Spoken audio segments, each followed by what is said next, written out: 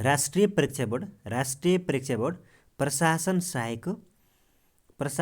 सहायक दोस्रो पत्रका लागि महत्त्वपूर्ण सामग्रीको साथमा उपस्थित भइसकेको छु। 3.3 मा रहेको छ सार्वजनिक सेवा प्रवाह। 3.3.1 मा रहेको छ अर्थ र महत्त्व, सेवा प्रवाहमा सुधार, जनविश्वासको आधार। क सार्वजनिक सेवाको अवधारणा। लोकतान्त्रिक मुलुकहरूमा नागरिकहरूले निर्वाचनको माध्यमबाट आफ्ना जनप्रतिनिधि छान्ने र तिनै जनप्रतिनिधिहरू सरकार निर्माण गरी शासन सञ्चालन गर्ने गर्दछन्। नागरिकहरूकै विश्वासले राजनीतिक दलहरू शासनमा पुग्दछन् र नागरिकहरूबाट नै उठाएको आर्थिक स्रोतबाट शासन सञ्चालन गर्दछन्। नागरिकहरूले निर्वाचन मार्फत राजनीतिक अधिकार र विभिन्न किसिमका करहरूबाट आर्थिक स्रोत दिए बापत सरकारबाट सेवाहरूको अपेक्षा गर्दछन्। यस्ता अपेक्षित सेवाहरू उपलब्ध गराउनु सरकारको मुख्य जिम्मेवारी हुन्छ। सार्वजनिक सेवा सरकार र नागरिकलाई जोड्ने सेतु ब्रिज हो, जसलाई सार्वजनिक सेवाको प्रभावकारितामा नै जनता विश्वास सहभागिता निर्भर पर्दछ। सार्वजनिक सेवालाई प्रभावकारी, जनमुखी, नागरिक केन्द्रित बनाउने अभियान 1980 को दशकमा सुरु भएदेखि नै बेलायतमा तत्कालीन प्रधानमन्त्री मार्गरेट थ्याचरले सन् 1982 मा नेक्स्ट स्टेप एजेन्सीको थालनी सार्वजनिक सेवा प्रवाहलाई प्रभावकारी बनाउन प्रयास गरेका। यस अन्तर्गत कर्मचारीको कटौती गर्ने, प्रशासनिक र घटाउने तर उत्पादकत्व र सेवाको प्रभावकारी बढाउने लक्ष्य राखेका थिए। सन् 1991 मा बेलायतमा तत्कालीन प्रधानमन्त्री जोन मेजरले नागरिक बडापत्रको सुरुवात गरेका हुन्। नेपालमा सार्वजनिक सेवालाई मितव्यापी, छिटो, सरिलो र कम खर्चिलो बनाउन विक्रमसम्म 2056 सालमा निमुखालाई विपन्नलाई आय कार्यक्रम अघि बढाइयो। विक्रमसम्म 2060 सालमा घुम्ती सेवा मोबाइल सर्भिसको अवधारणामा आधारित त्यसै सुशासन ऐन 2064 ले सबै सार्वजनिक कार्यालयहरूमा अनिवार्य नागरिक बडापत्र राख्नुपर्ने व्यवस्था गरेको थियो। जनआन्दोलन 2062-63 पछि सामाजिक न्यायमा आधारित सार्वजनिक सेवा प्रदान गर्न सुरुवात गरिएको छ। खमा छ सार्वजनिक सेवाको क्षेत्र। परम्परागत सेवा, राजस्व सङ्कलन गर्ने, शान्ति सुरक्षाको व्यवस्थापन गर्ने तथा शासन सञ्चालन गर्ने। आधारभूत सेवा, जनताका आधारभूत आवश्यकताहरू परिपूर्ति सहज र जनमैत्री बनाउने। पूर्वाधार विकास सेवा, आर्थिक, सामाजिक, सांस्कृतिक तथा भौतिक पूर्वाधारको विकास र विस्तार गर्ने। क्षमता विकास सेवा, समाजमा आर्थिक सामाजिक रूपमा पछाडि परेका समुदायलाई योग्यता, क्षमता र दक्षताको विषयमा चाहिँ विस्तार गर्ने कुराहरू। कल्याणकारी सेवा, सामाजिक सुरक्षा सेवा प्रवर्धन अनि नियमनकारी सेवा, विकासका साझेदारहरूलाई उपयुक्त नीति र लगानीको वातावरण सिर्जना गर्ने। सूचना र अभिलेख सेवा, जनसरोकारका सूचनाहरू प्रवाह गर्ने तथा सरकारका गतिविधिहरूको सुरक्षित अभिलेख गर्ने। अनि प्रबन्धनात्मक सेवा, कृषि, उद्योग, पर्यटन, व्यापार, शिक्षा, स्वास्थ्य, खानेपानी प्रवर्धन गर्ने। अनि मनोरञ्जनात्मक सेवा, मनोरञ्जनका आवश्यक पूर्वाधारहरूको विकास र विस्तार गर्ने। परामर्श र प्रशिक्षण सेवा, जनआवश्यकताका विषयमा परामर्श र प्रशिक्षण गर्ने। आकस्मिक सेवा, विपद र प्रकोपको समयमा सहयोग।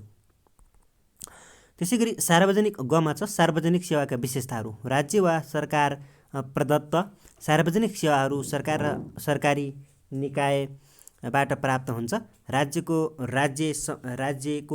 राज्यको दायित्व, नागरिकहरूले राजनीतिक अधिकार प्रयोग गरी निर्वाचनबाट सरकार बनाउने गर्दछन्। सरकार सञ्चालनका लागि आर्थिक स्रोत राज्यलाई दिने गर्दछन्। यस बाबतमा राज्यले नागरिकहरूलाई सार्वजनिक सेवा प्रदान गर्नुपर्दछ। यो राज्यको दायित्व हो। नागरिकको अधिकार, राज्यबाट सार्वजनिक सेवा प्राप्त गर्नु नागरिक अधिकार हो। यो मानव अधिकारसँग पनि जोडिएको हुन्छ। सामाजिक न्यायमा आधारित सार्वजनिक सेवा प्रवाह सामाजिक न्यायमा आधारित हुनुपर्दछ। पछाडि परेका र पारिएका क्षेत्र, वर्ग, लिङ्ग, जाति, धर्म, भाषी, धर्म समुदायलाई विशेष सहुलियत संरक्षण गर्नुपर्दछ। कानुनद्वारा निर्देशित सार्वजनिक सेवा ऐन कानुन वा निर्धारित निर्देशिका अनुसार प्रवाह गरिन्छ। सर्वमान्य सार्वजनिक सेवा प्रवाह सर्वमान्य हुन्छन्। पारदर्शिता र जवाफदेहिता सार्वजनिक सेवामा पारदर्शिता र जवाफदेहिता हुनुपर्दछ। एकरूपता सार्वजनिक सेवाको प्रवाहको प्रक्रियामा एकरूपता कायम गरिएको हुन्छ। प्रविधिको प्रयोग सार्वजनिक सेवा प्रवाहमा सूचना तथा सञ्चार प्रविधिको प्रयोग गरिएको हुन्छ।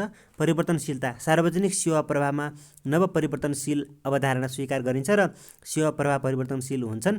सेवामा विविधता सार्वजनिक सेवामा विविधता रहेको हुन्छ।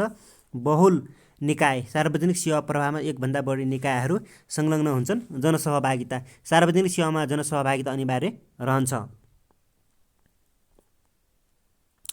यो सार्वजनिक सेवा प्रवाह भनेको छ घमा चाहिँ सार्वजनिक सेवा प्रवाह भनेको चाहिँ सरकार वा राज्यले नागरिकलाई प्रदान गर्नुपर्ने सेवाहरूलाई छिटो छरितो मितव्यापी एवं प्रभावकारी रूपले उपलब्ध गराउने प्रक्रियालाई सार्वजनिक सेवा प्रवाह भनिन्छ।